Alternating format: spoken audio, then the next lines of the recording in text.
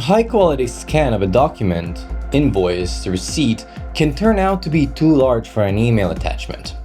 In this video, I'll show you how you can convert and compress them to a smaller size with just a few clicks. When you scan a document, the high resolution and the high pixel per inch value will result in an image that is often over 20 megabytes.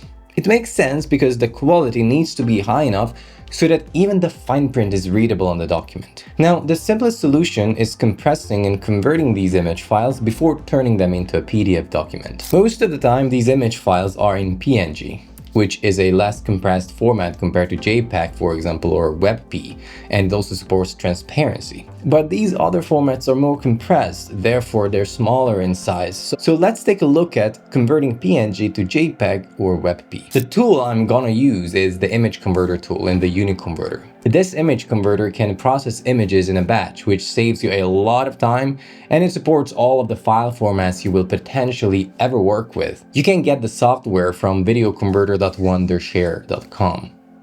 Once you have it, open it up. The interface of this tool is very simple to use. Just import your image files here. Then down here, click on the file format selection menu and choose either JPG or WebP. I will use JPG because it's more user-friendly. WebP is best for online use on websites, for example.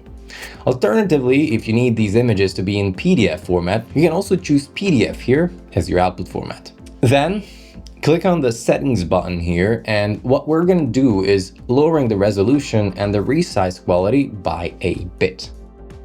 The combination of these three different formats, a lower resolution and a lower quality, will result in a lower file size while keeping the document in good quality so their content is not lost.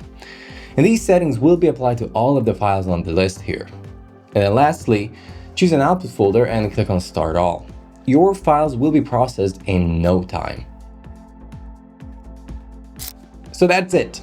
It's an easy tool to use, and now all of these files can be sent via email. If you found this video helpful, be sure to like this video and subscribe to the channel. Thanks for watching. I'll catch you in the next one.